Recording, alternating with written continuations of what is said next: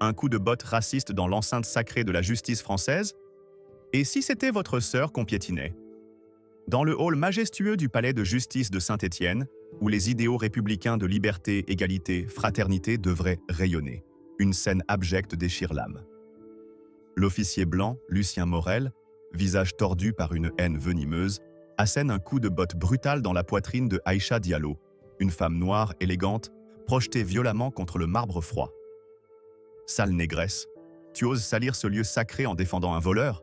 Hurle-t-il, chaque syllabe trempée de mépris raciste, ces mots comme des lames rouillées lacérant la dignité d'Aïcha.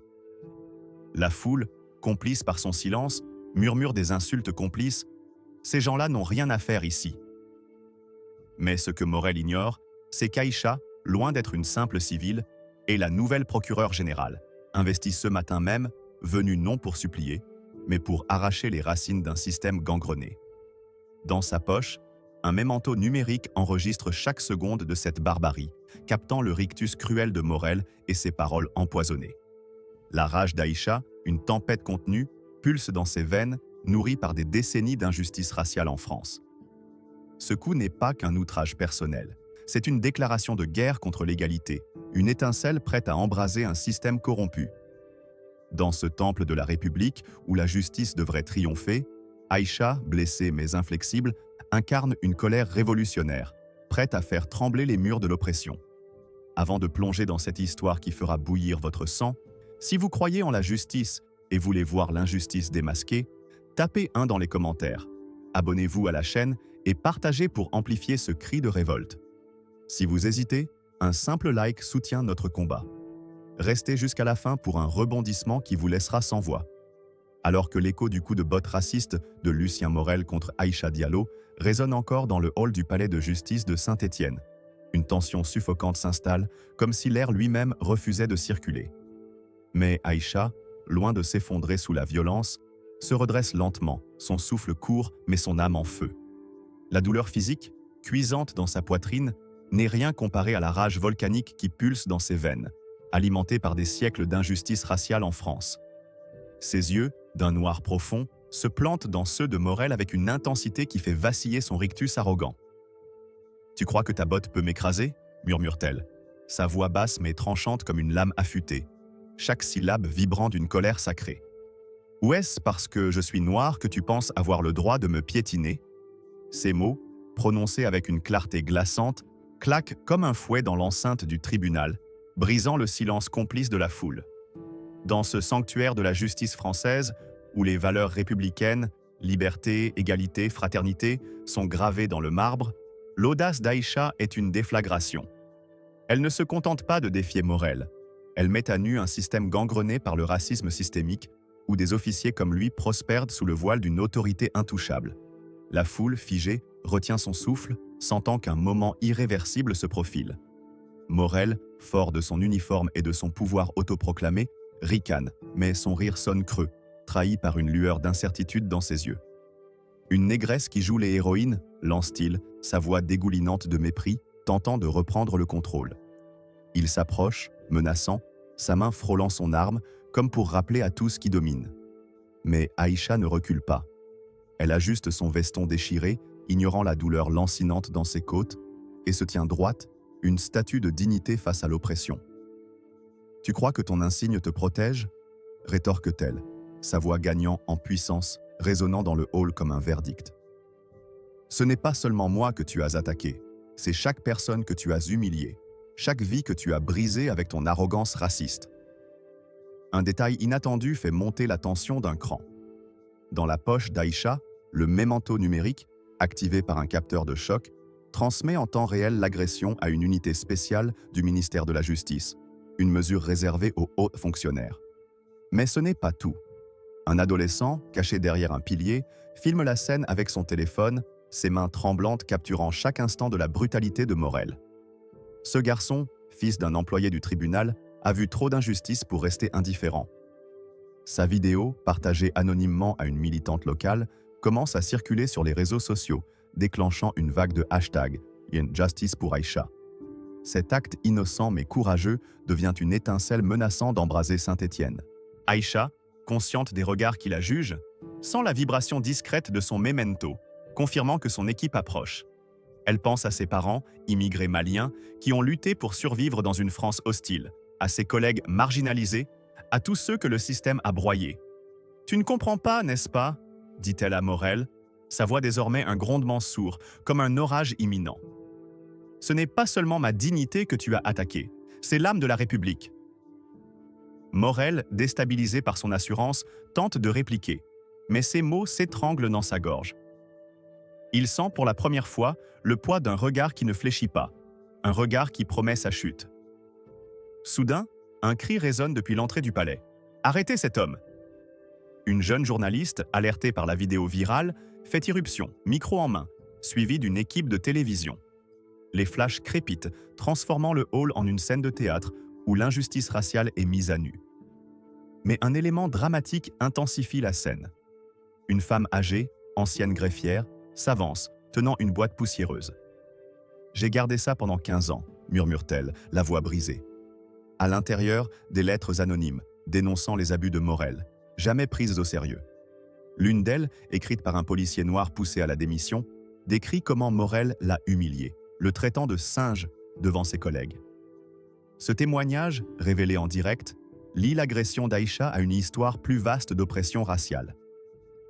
La rage d'Aïcha, loin de s'éteindre, s'amplifie, nourrie par chaque insulte, chaque regard de mépris, mais aussi par la mémoire collective des opprimés. Elle n'est plus seulement une femme attaquée. Elle est le symbole de toutes les voix étouffées, de tous les regards méprisés, de toutes les vies jugées indignes à cause de leur couleur. Dans ce palais de justice, où la vérité devrait régner, Aïcha prépare une tempête qui fera trembler non seulement Morel, mais tout un système corrompu. Sa colère, canalisée avec une précision chirurgicale, promet une justice implacable, non seulement pour elle, mais pour tous ceux que le système a trahis. Saint-Étienne, ville de lumière et d'histoire, tremble sous l'impact de ce moment historique où une femme noire, cible d'une haine raciale, se dresse comme une héroïne contre l'injustice. Alors que les flashs des caméras et les cris des journalistes emplissent encore le hall du palais de justice de Saint-Étienne, où Aïcha Diallo, debout, défie Lucien Morel avec un regard d'acier, une onde de choc traverse la foule. Ce n'est plus seulement une confrontation entre une femme noire et un officier raciste, c'est une mise à nu brutale d'un système judiciaire corrompu où l'injustice prospère sous le masque de l'autorité. Dans ce temple de la République, où les mots « liberté »,« égalité »,« fraternité » ornent les murs, l'agression contre Aïcha révèle une vérité hideuse. À Saint-Étienne, la justice est un théâtre où les verdicts sont écrits avant même que les portes ne s'ouvrent, surtout pour les personnes de couleur. Le scandale éclate comme une tempête. Les chiffres, implacables, parlent d'eux-mêmes. 85% des arrestations dans le district ciblent pour des Noirs ou des Maghrébins, souvent sans preuve tangible, selon un rapport interne obtenu par un lanceur d'alerte. Les dossiers judiciaires, empilés dans les archives poussiéreuses du palais, montrent des condamnations expéditives, des témoignages ignorés et des plaintes classées sans suite. À Saint-Étienne, les statistiques révèlent une réalité glaçante. Un homme noir a 5 fois plus de chances d'être inculpé pour un délit mineur qu'un homme blanc. Et les officiers comme Morel, décorés pour leur efficacité, sont les piliers de cette machine oppressive. La foule, autrefois passive, commence à murmurer, non plus de mépris, mais d'indignation. Une femme dans un tailleur gris, qui avait d'abord sifflé des insultes racistes, baisse les yeux, honteuse. Un homme âgé, journal plié sous le bras, marmonne « Ce n'est pas normal ». Ces fissures dans le silence complice sont le premier signe d'un réveil collectif. Mais ce n'est pas seulement la brutalité de Morel qui alimente la rage. Un détail explosif attise les flammes. Une fuite révèle que Morel, en tant que chef d'une unité spéciale, a personnellement supervisé la falsification de rapports pour protéger ses collègues impliqués dans des violences contre des minorités. Une note manuscrite, découverte dans un dossier exhumé par un archiviste courageux, cite Morel ordonnant « Pas de traces écrites pour les incidents avec les Noirs. On règle ça en interne. » Cette preuve, projetée sur un écran improvisé par les journalistes, déclenche un tollé. Les spectateurs, galvanisés, scandent « Assez !» Une pancarte brandie à l'extérieur, où des manifestants affluent, proclament « Non à la justice à 2 vitesses ». La vidéo de l'agression, désormais virale, s'accompagne de hashtags comme « Ouchra, Saint-Étienne se lève ». transformant l'incident en un cri de ralliement national contre le racisme systémique. Aïcha, immobile au centre de cette tempête, sent la vibration de son mémento numérique, signalant que son équipe est à quelques minutes. Elle sait que Morel, aveuglé par son arrogance, vient de signer sa propre chute. Mais un nouvel élément dramatique intensifie l'atmosphère. Une jeune femme, employée de ménage au palais, s'avance, son balai serré comme une arme. « J'ai tout vu », déclare-t-elle, sa voix tremblante mais résolue. « Morel a frappé mon neveu l'an dernier, un garçon de 15 ans, juste parce qu'il a demandé pourquoi on l'arrêtait. Il a dit « Les Noirs, on les dresse ». Son témoignage spontané, porté par des années de silence forcé, brise le mur d'indifférence. Certains spectateurs, jusque-là complices par leur inaction, commencent à crier « Honte à lui ». La foule, partagée entre honte et fureur, se fissure et l'énergie dans le hall devient presque palpable. Un autre rebondissement fait monter la tension d'un cran. Un officier subalterne, Claire Dubois, s'approche discrètement d'un gardien, un dossier serré contre sa poitrine. Ses yeux trahissent une lutte intérieure. « Il m'a ordonné de détruire des rapports sur d'autres agressions », murmure-t-elle, sa voix à peine audible mais captée par le micro d'Aïcha. Cette révélation, une preuve explosive, dévoile un réseau de corruption où Morel n'est qu'un rouage. Les journalistes, flairant un scandale national, braquent leurs micros, tandis que les manifestants dehors, désormais des centaines, scandent le nom d'Aïcha avec une ferveur croissante.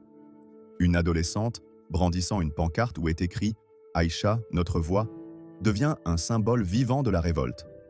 Son frère, victime d'une brutalité policière, avait été ignoré par ce même système. Dans ce palais de justice, où la vérité devrait triompher, l'injustice raciale est exposée sans phare. Les murs, témoins de décennies de silence, semblent trembler sous le poids de cette révolte. Aïcha, au cœur de cette arène, n'est plus une victime. Sa rage, une flamme inextinguible, se mue en une force implacable. Elle pense à sa grand-mère, qui a marché dans les rues de Bamako sous le joug colonial, à chaque vie brisée par des hommes comme Morel, protégés par un système complice. « Tu croyais que ta violence me définirait ?» lance-t-elle à Morel, sa voix vibrant d'une fureur sacrée. « Tu te trompes, elle te définit, toi et tous ceux qui t'ont laissé faire. » Morel, acculé, sent le regard collectif peser sur lui comme une sentence. Il tente un dernier sursaut d'arrogance, mais ses mots s'effritent face à l'assurance d'Aïcha. Les sirènes hurlantes des véhicules de police percent en l'air, signalant l'arrivée imminente de l'unité spéciale. Les flashs des caméras transforment l'incident en un scandale international. Aïcha, toujours debout, sent sa colère se cristalliser en une promesse. Non seulement faire tomber Morel, mais démanteler le système qu'il a porté. Saint-Étienne, ville d'histoire et de principes républicains, devient le théâtre d'un affrontement où une femme noire, cible d'une haine raciale, se dresse comme une force de la nature, prête à balayer tout sur son passage. Ce moment, chargé d'une électricité presque insoutenable, marque un tournant. La justice, profanée par des décennies de silence, est sur le point de renaître, portée par une femme qui refuse de plier. À mesure que les sirènes hurlantes des véhicules de police se rapprochent du palais de justice de Saint-Étienne, où l'indignation collective atteint son paroxysme, une tension électrique sature l'atmosphère, comme si la vérité elle-même était sur le point d'exploser. Dans ce chaos, Aïcha Diallo, debout au centre du hall, incarne une rage froide et méthodique, ses yeux perçant ceux de Lucien Morel avec une intensité qui le réduit à l'ombre de l'homme qu'il croyait être. Mais alors que la foule, galvanisée par les révélations accablantes, scande des appels à la justice, un silence glacial s'abat soudain, brisant le tumulte. Une voix grave et autoritaire résonne depuis l'entrée principale, où un homme en costume anthracite fait irruption, son pas ferme ébranlant le marbre. C'est Mamadou Ndiaye, avocat légendaire connu pour faire plier les puissants, brandissant un document officiel marqué du sceau du ministère de la Justice. « Lucien Morel, votre règne de terreur s'achève ici », tonne-t-il, avant de lâcher une bombe. Aïcha Diallo est la nouvelle procureure générale de Saint-Étienne, investie ce matin même. Ce choc fait l'effet d'un séisme. Morel, figé, sent le sol se dérober sous ses pieds, son visage blêmissant comme si la vie elle-même l'abandonnait. Ses lèvres tremblent, mais aucun son ne sort. La foule, suspendue à cette révélation, oscille entre stupeur et fureur. Dans ce temple de la justice française, où les idéaux républicains devraient tout régner, l'annonce que la femme noire brutalisée par un officier raciste et celle qui détient désormais le marteau de la loi est une déflagration sans précédent. Aïcha, immobile, laisse la douleur de ses côtes s'effacer face à la puissance de ce moment. « Tu pensais me briser ?» lance-t-elle à Morel, sa voix tranchante comme une guillotine. « Tu as attaqué la mauvaise personne, et maintenant, tu vas payer pour chaque vie que tu as piétinée. » Ces mots, chargés d'une colère sacrée, résonnent comme un verdict final, ébranlant les murs du palais. Morel, acculé, tente de bafouiller une excuse pitoyable. « Je ne savais pas, vous n'aviez pas d'insigne. » Mais ces mots, faibles et désespérés, se noient dans le tumulte grandissant. La foule, désormais divisée, bascule. Ceux qui avaient ricané baissent les yeux, rongés par la honte, tandis que d'autres, galvanisés, scandent « Justice pour Aïcha !»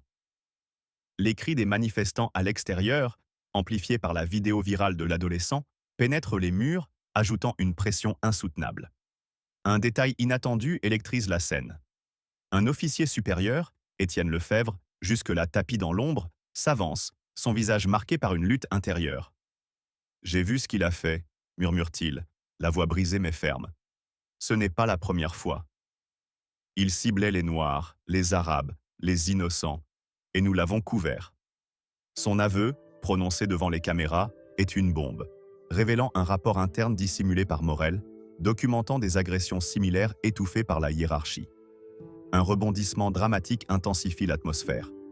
Une femme, spectatrice silencieuse, s'approche, tenant un vieux carnet jauni. « C'était à mon fils, dit-elle, la voix tremblante. Morel l'a battu en 2010, l'appelant « sale immigré », et personne n'a enquêté. À l'intérieur du carnet, des notes manuscrites détaillent l'incident, corroborées par une photo d'un jeune homme tuméfié, la mâchoire fracturée. Cette preuve, brandie devant les journalistes, transforme l'incident en un scandale national. Les flashs crépitent, capturant chaque instant, tandis que les manifestants dehors, désormais des milliers, font trembler les fenêtres avec leur slogan « Non au racisme policier ».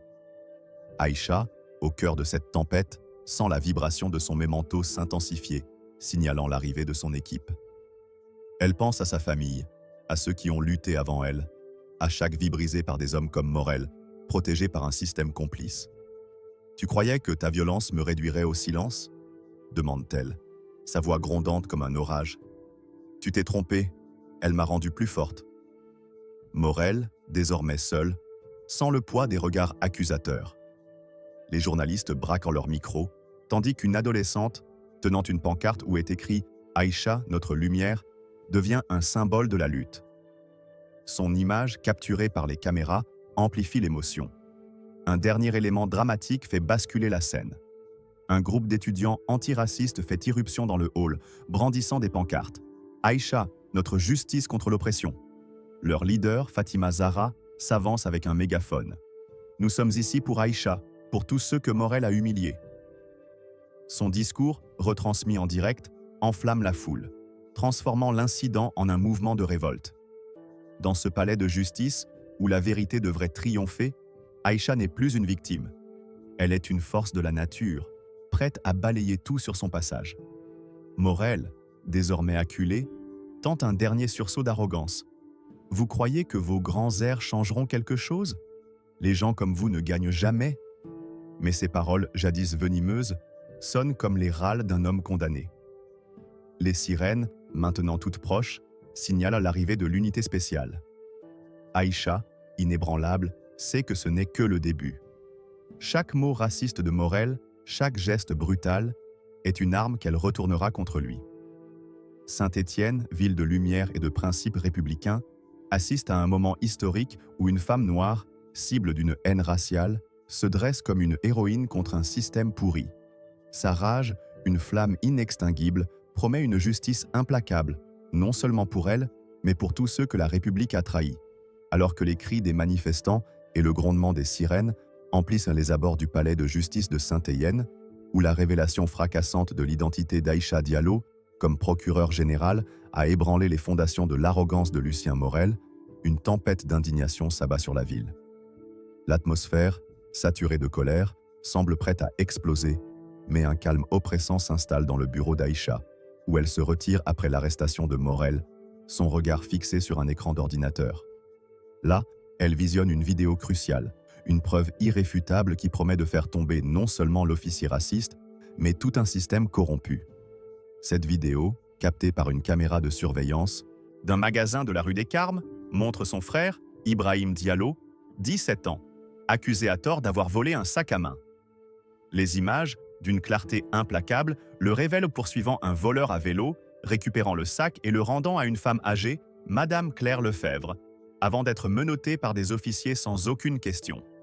Cette injustice, ancrée dans un préjugé raciste qui peint tout jeune noir comme un criminel, attise la rage d'Aïcha, une flamme inextinguible qui pulse dans ses veines. Dans son bureau, entouré de dossiers poussiéreux et de rapports falsifiés, Aïcha sent la douleur de ses côtes, souvenir du coup de botte de Morel se mêler à une fureur méthodique. Elle sait que cette vidéo n'est qu'une pièce d'un puzzle plus vaste.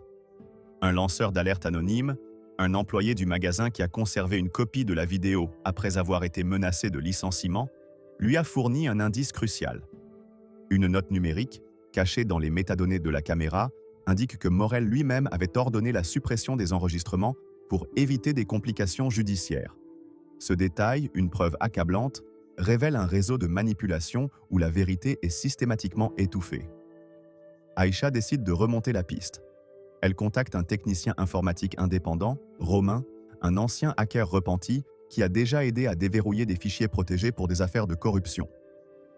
À l'aide d'un logiciel de récupération, il extrait des fragments de données effacées, confirmant que 3 autres incidents similaires, impliquant des jeunes noirs, ont été occultés sous les ordres de Morel.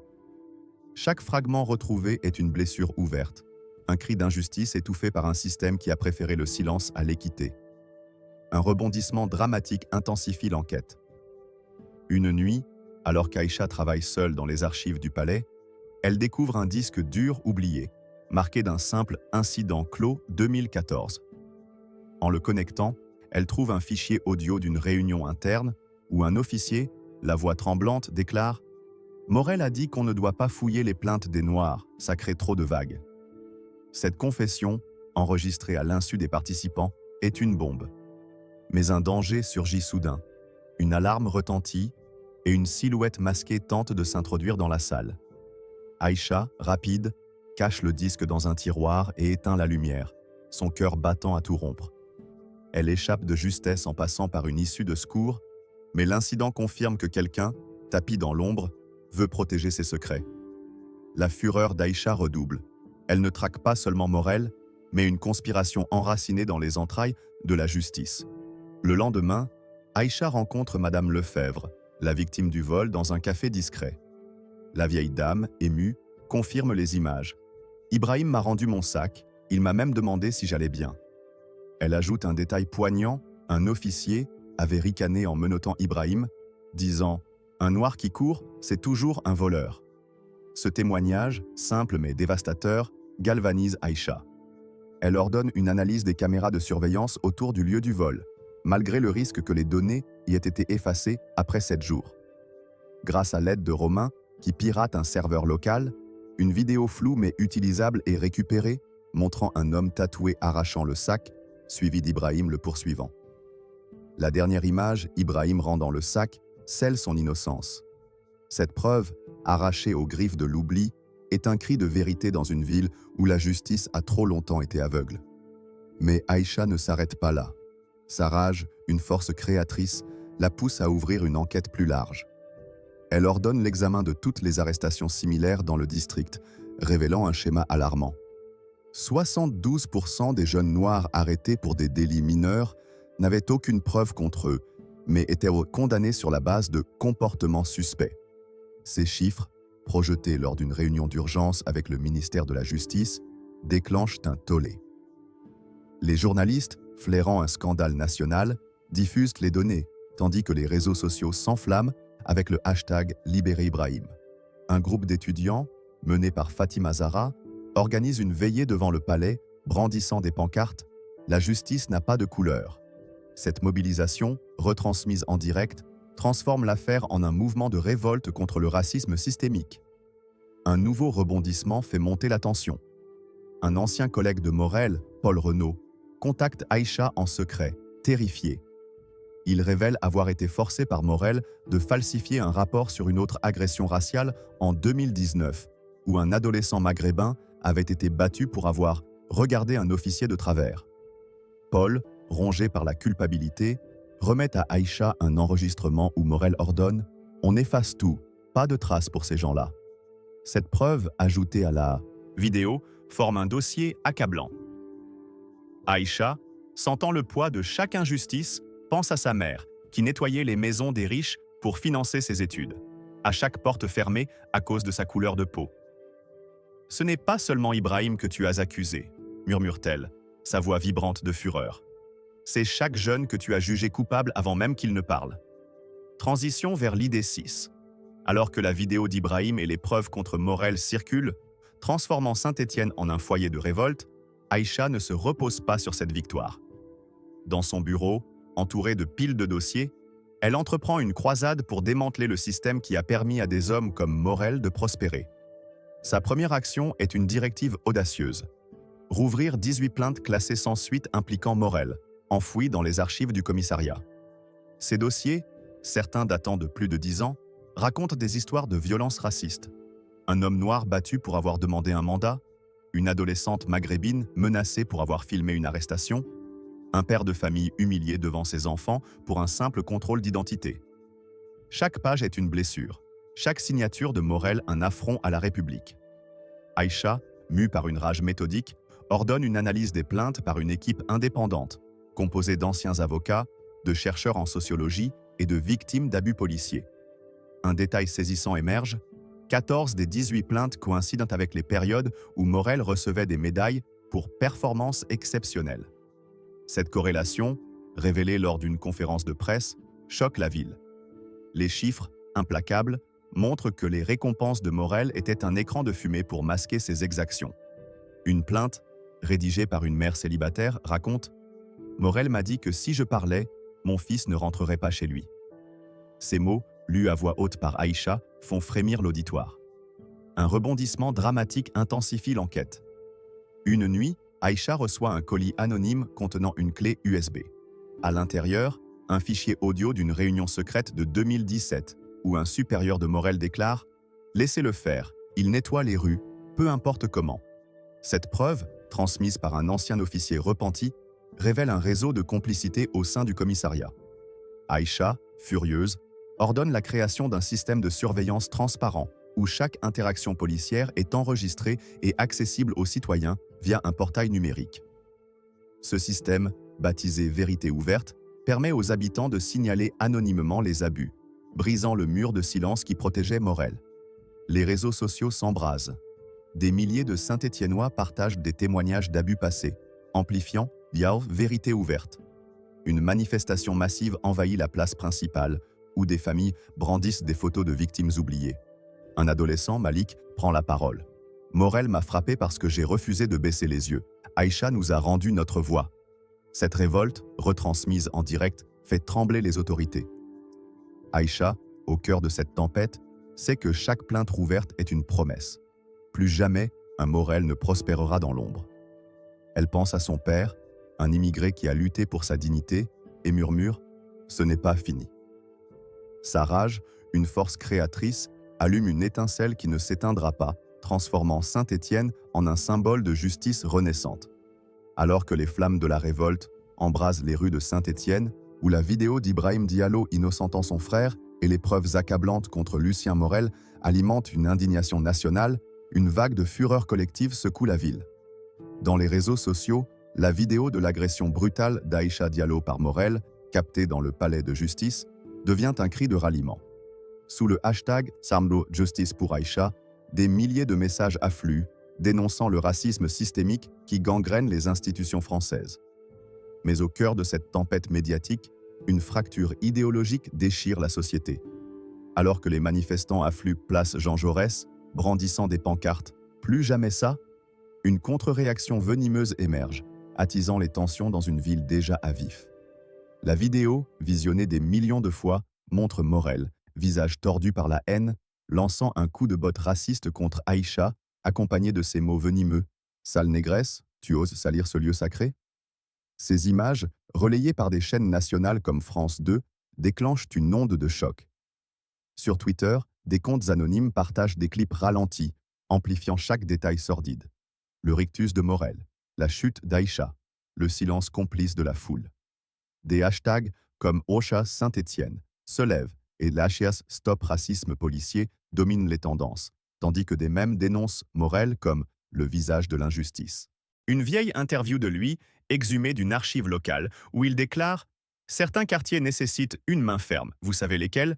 devient une arme contre lui, juxtaposée à l'agression. Les commentaires fusent « C'est ça votre justice ?» Les comptes officiels de la police de Saint-Étienne sont inondés de messages rageurs, exigeant des comptes. Mais un rebondissement inattendu attise la controverse. Une fuite révèle que Morel a reçu un soutien financier occulte d'un groupe local d'extrême droite pour maintenir l'ordre dans les banlieues. Cette information, publiée par un journal indépendant, transforme l'affaire en un scandale politique. Pourtant, une minorité bruyante, principalement des habitants blancs des quartiers aisés, se mobilise pour défendre Morel. Dans des groupes privés sur Facebook, comme Soutien à Morel, qui gagne 15 000 membres en 48 heures, des messages racistes pullulent. Les Noirs provoquent toujours. Morel n'a fait que réagir. Certains vont jusqu'à diffuser une vidéo truquée montrant Aïcha entrant dans le tribunal avec un air provocateur, prétendant qu'elle a orchestré l'incident pour se victimiser. Ces théories conspirationnistes, alimentées par des forums d'extrême droite, accusent Aïcha d'exploiter son statut de femme noire pour détruire un honnête policier. Une pétition en ligne réclamant la réintégration de Morel recueille 8000 signatures, accompagnées de commentaires haineux. Elle veut imposer une dictature de la diversité. Cette polarisation déchire Saint-Étienne, où des contre-manifestations éclatent, opposant des drapeaux tricolores brandis par les pro-Morel à des pancartes antiracistes.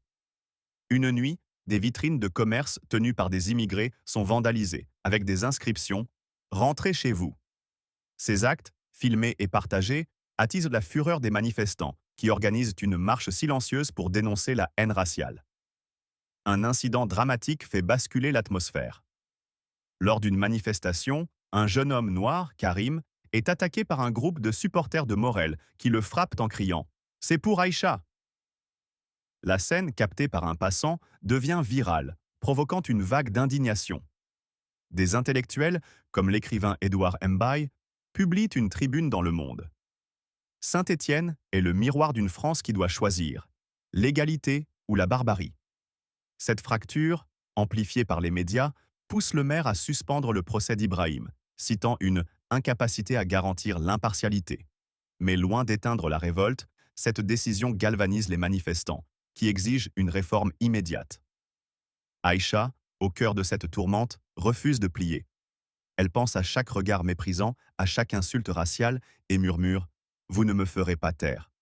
Sa rage, une force vive, promet de transformer cette douleur collective en un appel à la justice. Alors que Saint-Étienne vacille sous le poids de cette crise, où la polarisation raciale menace de déchirer la ville, Aïcha Diallo se tient droite dans son bureau, face à un écran où défilent les images des manifestations. Mais sa colère, loin de se consumer dans la fureur publique, se mue en une détermination froide et implacable. Elle sait que la chute de Morel n'est qu'un premier pas. Pour que justice soit rendue, il faut démanteler le système qui l'a protégé. Dans une salle d'interrogatoire austère, Morel, menotté, fait face à son destin. Ses yeux, jadis arrogants, sont désormais hagards, sa chemise froissée, ses mains tremblantes.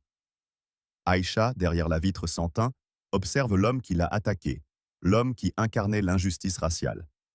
Lorsqu'on lui pose la question « Pourquoi ne pas avoir signalé vos abus ?» Morel bafouille. Je pensais que c'était normal, qu'il le méritait. » Puis, dans un souffle brisé, il lâche « Les Noirs, ils ne devraient pas être en haut, pas comme elle. » Cette confession, enregistrée, scelle son sort. Morel est condamné à 20 ans de prison pour agression, abus de pouvoir et discrimination raciale, un verdict prononcé dans une salle bondée où les applaudissements discrets masquent une rage contenue. Un rebondissement saisissant marque le procès. Une lettre anonyme, glissée sous la porte du bureau d'Aïcha, révèle que Morel recevait des ordres d'un haut fonctionnaire régional, Jacques Vérin, pour cibler les minorités afin de gonfler les statistiques de sécurité. Cette piste, confirmée par un courriel intercepté, déclenche une enquête nationale, exposant un réseau de corruption impliquant des élus locaux. Aïcha, nommée à la tête d'une commission spéciale pour réformer la police, devient une figure incontournable. Elle instaure un observatoire citoyen, où chaque plainte contre un officier est examinée par un panel mixte de citoyens et d'experts, brisant la culture de l'impunité.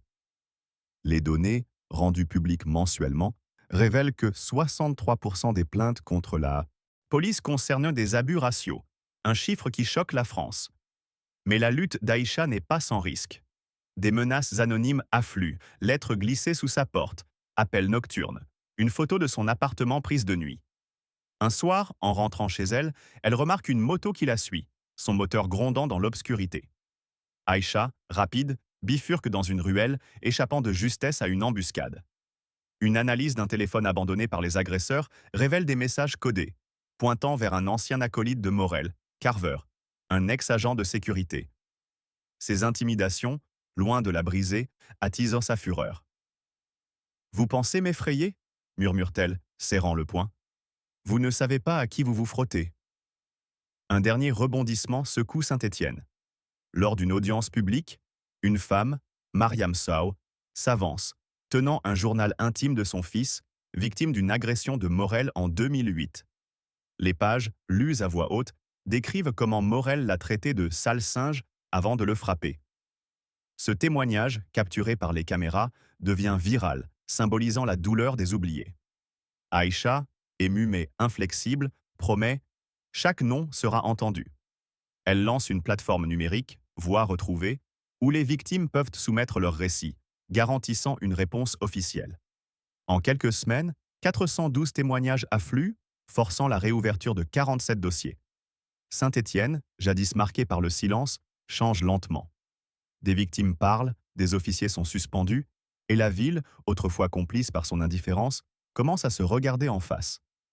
Une nuit, seule dans son bureau, Aïcha contemple la ville depuis sa fenêtre. Les lumières scintillent, mais l'obscurité persiste. Sur son bureau, un nouveau dossier l'attend.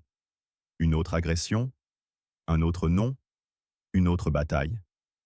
Elle ferme les yeux, respire profondément et murmure « Ce n'est pas fini ». Sa rage, désormais une force créatrice, allume une étincelle qui ne s'éteindra pas. Morel, brisé, n'est qu'un domino. Aïcha, elle, est la tempête qui promet de reconstruire une justice digne de la République.